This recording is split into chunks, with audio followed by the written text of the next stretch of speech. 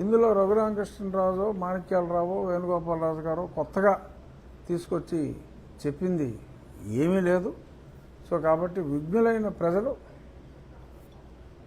ఇది అర్థం చేసుకోవాలని చెప్పి కూడా చాలా స్పష్టంగా చెప్తూ ఇక్కడ అది హిందువులకు సంబంధించిన స్థలము, క్రిస్టియన్లకు ఇందులో ఎటువంటి ప్రమేయము లేదు.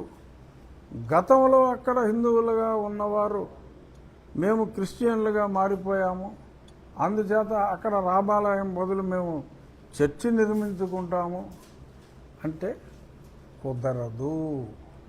అక్కడ బోళ్ళు చర్చిలు ఉన్నాయి, ఆ చర్చిలో మతం మారిన వారు ఓకే, ఎక్కువ శబ్దాలు చేయకుండా మైకులు ఎట్టేసి ఏదో ఎక్కువ గోల చేయకుండా వాళ్ళు ప్రార్థించుకోవచ్చు, తప్పులేదు. గుళ్ళోకి వెళ్ళిన వాళ్ళు ఏంటి మైకులు ఎట్టి ప్రార్థించుకుంటున్నారా?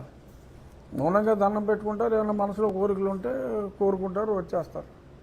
సో అలాగే పెద్ద పెద్ద మైకులు పెట్టేసి తెల్లడదామన అర్ధరాత్రి పిల్లలు చదువుకోవడానికి వీలు లేకుండా, ఎవరో ఇందాక ఆ ప్రబుద్ధుడు మాట్లాడాడు, అతని పేరు నేను క్యాచ్ చేయలేకపోయా, ఏంటి మైకులు పెడుతున్నారని చెప్పి రఘురామకృష్ణరాజు గారు అంటున్నారు.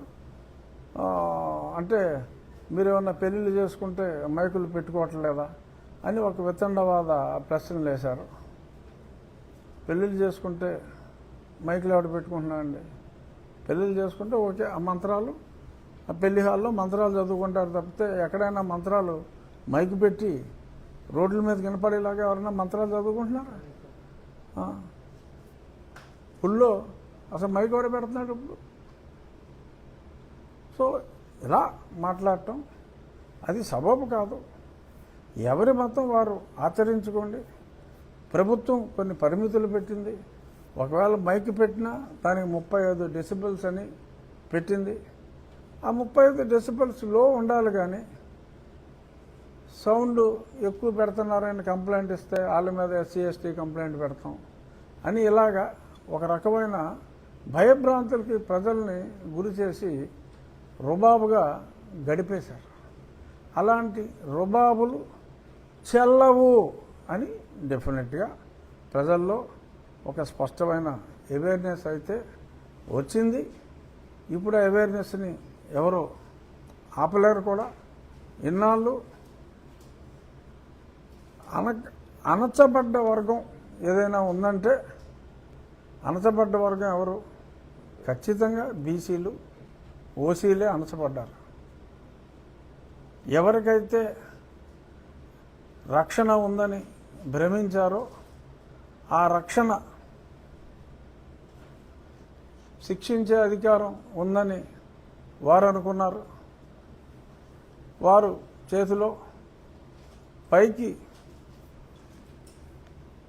ఓసీలు, బీసీలు కానీ దారుణంగా వారి హింసకి, దొంగ కేసులకి ఇక్కడ గురైన మాట వాస్తవం.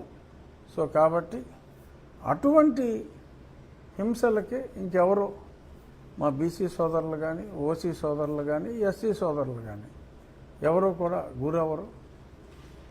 ఎస్సీలుగా చలామణి అవుతూ క్రిస్టియానిటీ తీసుకొని ఈ రకంగా కేసులు పెట్టి హింసించు వారికి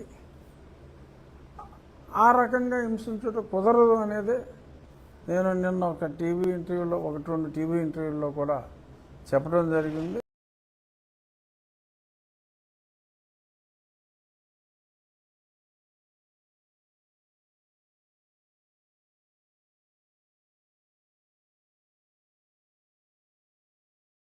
ఎవరు చెప్తున్నాను, నేను క్రైస్తవ పాఠశాలలో చదువుకున్నాను, క్రైస్తవ కాలేజీలో చదువుకున్నాను. ఆ మతం అంటే నాకు ఎనలేని గౌరవం ఉంది. విశ్వాసం వేరు, గౌరవం వేరు. హిందూ మతం మీద విశ్వాసం, గౌరవం 2 ఉన్నాయి. క్రిస్టియన్ మతం మీద అది కులరహిత మతం. నేను నాకు అసలు కులాల పట్టింపు లేదు కాబట్టి కులాల పట్టింపు లేని మతంగా నాకు క్రిస్టియానిటీ అంటే కూడా ఎనలేని గౌరవం ఉంది. సో కాబట్టి ఎటువంటి మిస్అండర్స్టాండింగ్ క్రియేట్ చేయడానికి ప్రయత్నం చేసిన కొందరు నీలి కుమారులు కొందరు నీలి కుమారులు ప్రయత్నం చేసిన ప్రజలు వారి మాటలు విశ్వసించవద్దని, మీకున్న హక్కు ఉంటే నిజమైన హిందూ దళితులకి ఎవరైనా తోటి హిందువు అట్రాసిటీ చేస్తే ఖచ్చితంగా మీరు కేసు పెట్టుకోవచ్చు. ఖచ్చితంగా మతం మారిన వారు ఎవరో కూడా ఎవరైనా కేసు పెడితే చెక్ చేయండి. ఖచ్చితంగా సమాధులు కూడా చెక్ చేయండి. చర్చ్ రికార్డు చెక్ చేయండి. అన్ని ఊర్లోనూ రెగ్యులర్గా చర్చ్కి వెళ్ళే వాళ్ళు ఎవరో రికార్డు మెయింటైన్ చేసుకోండి. సమాధులు కూడా వెరిఫై చేసి ఏ ఊరికి ఆ ఊరోళ్ళ మీద పెడతారు కదా, ఆ ఊర్లో ఉన్న సమాధిలో ఎవరెవరి పేర్లు, వాళ్ళ తల్లిదండ్రుల పేర్లు ఆ సమాధిలో ఉన్నాయో చూడండి. ఆ చర్చికి వెళ్ళే వాళ్ళు 4 ఫోటోలు తీసుకోండి. అవన్నీ కూడా రికార్డు ఉంచుకోండి. రికార్డు ఉంచుకుంటే వారెవరికి కేసులు పెడతానికి లేదు. మనం మాట్లాడేది ఆ కేసుల వరకే మాట్లాడుతున్నాం. అది సో ఇటువంటి ఆగడాలు వద్దు, కలిసి బ్రతుకుదాం. మీరు బతకండి, మమ్మల్ని బతకనేయండి. ఈ పిచ్చి పిచ్చి కేసులతోటి మమ్మల్ని వేధించకండి. ఎందుకంటే వేధించబడ్డమని నేను ఒక 6 కేసులు నా మీద వేశారు, ఎస్సీ ఎస్టీ అట్రాసిటీ కేసులు. ఆ వేదన ఎలా ఉంటుందో నాకు తెలుసు. నేను పడిన ఈ అన్యాయమైన కేసుల వేదన ఇంకొకటికి ఉండకూడదు అనే ఉద్దేశంతో చట్టం తెలుసుకున్నాను కనుక, చట్టం తెలుసు కనుక నాకు తెలిసిన చట్టాన్ని 10 మందికి చెప్పి వాళ్ళల్లో ఒక అవేర్నెస్ తీసుకొచ్చే ప్రయత్నం, లక్కీగా అవేర్నెస్ వచ్చింది. మీ ద్వారా కూడా అవేర్నెస్ 10 మందికి తెలిస్తే ఇంకా మంచిది. సో ఇది దీని గురించి గుడి ప్రోగ్రెస్ స్పష్టంగా అర్థమైంది కదా. ముందుకెళ్తున్నాం. ఈ వారం రాబోయే వారం రోజుల్లో మంచి ముహూర్తం చూసుకుని పేమెంట్ ఇస్తాం. ఆ పని వేగంగా మొదలవుతూ ఉంటుంది. సైట్లో కూడా పని మొదలవుతుంది.